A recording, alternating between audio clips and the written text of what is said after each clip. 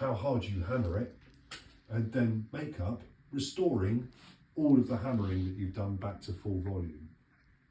There are two more controls, and if you want to get creative with the compressor, this is really important, but also the most complicated, and these two controls are called attack and release, are time related. They're not just amplitude related.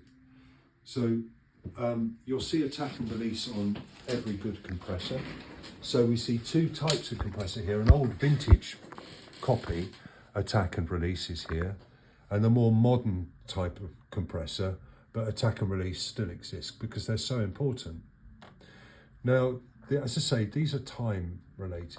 So if I zoom in on this waveform here, whoops, excuse me, like that, then when you look at a beat, you can see there are some beats, this little quiet one, only gets up to volume quite slowly. This is its envelope, as we know from when we were doing our 808 synthesis.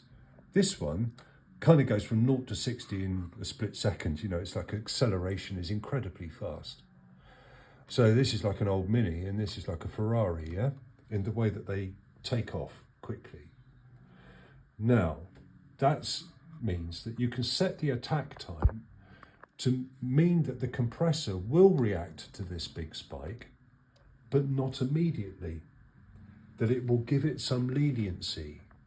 It's a bit like a security guard, I always think, but basically, if you get like someone breaks into a secure compound, you go over the fence, basically you've gone over the threshold, the security guard's chasing at you with his baton, he's going to hit you on the head, with a hard ratio, like a compressor.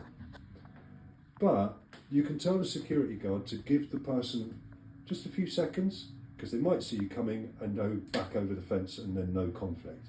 Or you might say, up out your chair, mate, and hit him on the head before he knows what happened. So that, how quick you respond to something going over the wire, is part of how you treat your sound. If, and you'll remember this from your synthesis 808 stuff probably, that most of the high frequencies in a sound occur in the first fractions of a second. So in the first, let's say, 20 milliseconds of a sound is where pretty much all of your high frequency content is. That dies away really soon. Now, if you have a very fast attack time, it means that you will compress more or less instantaneously. And that means that you will turn down in volume your high frequency. So that means that you will probably end up making your sound less bright, less high frequency. Of course, you're going to turn it up again with your makeup game, but you're also turning up the long tail of the sound, which has less highs in it, more lows in it, because lows sustain longer. And that means that overall your sound becomes more bass heavy and less high frequency heavy. So fast compression, rapid attack time, means also losing high frequency content. That's the payoff. But it does mean that you quickly clamp down on all of those sudden spikes that presumably you don't want. That's why you're using a compressor. The release time is the magic one really, and my favourite control on a compressor, and you've got to pick favourites in life. So my favourite is the release. And that's, as we will hear here, what a release control can do, because a release determines how quickly the compressor lets go of compression once a sound has gone over the threshold.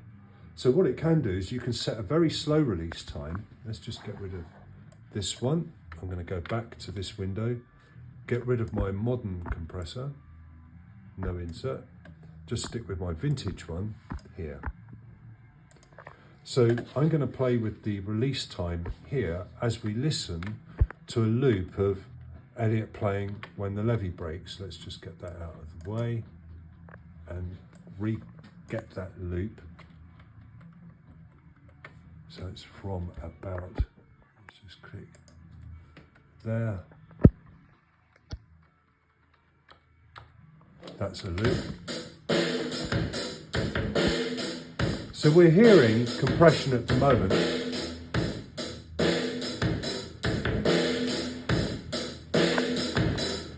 if I pull back the release time and slow it down, and then speed it up again,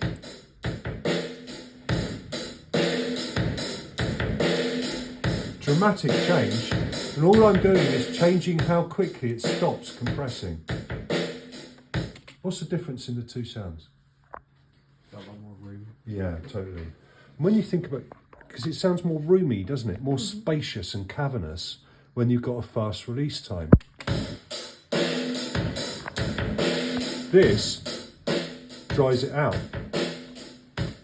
Now, the reason is when you look at a waveform again, so I'm going to zoom in on a waveform, let's pick on this one, and you see there's an initial beat and then the sound fades away over time. It's release time.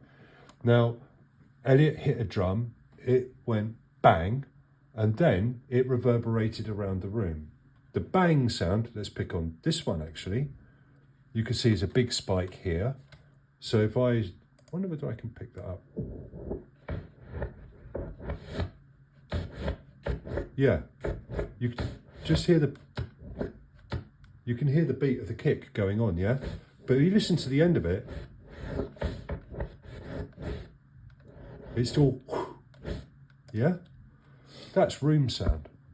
So if you reduce the level of that, you make that quieter, then in relation to the quieter room sound, yeah, then you then compress just the loud bit, leaving the quiet bit unaffected, and then you turn the whole lot up with gain makeup, you make the room sound louder, don't you? So you hear more room. So you need a fast release time so that you only compress the initial peak and then tell the compressor to switch off more or less immediately after the sound has dropped below the threshold. So that means that peak goes above the threshold, gets compressed, but the rapid release time says, well, stop compressing immediately now, so that this tail room sound doesn't get compressed. So therefore, you're only compressing the absolute spike at the very beginning. That means you exaggerate tails, which is normally room sound. So that's all of the controls on a compressor. When you look at a vintage one like this, its ratios are on buttons rather than a knob, and it doesn't have a threshold control, and that's because the threshold is fixed. So to get something to go over the threshold, you just have to make it louder, so you simply turn up the input. Output is your makeup gain. So it's all of the basic controls are there, even in one that this is modelled on one from the 1960s, so it's an old school and brilliant compressor. That's here endeth the lesson really. That's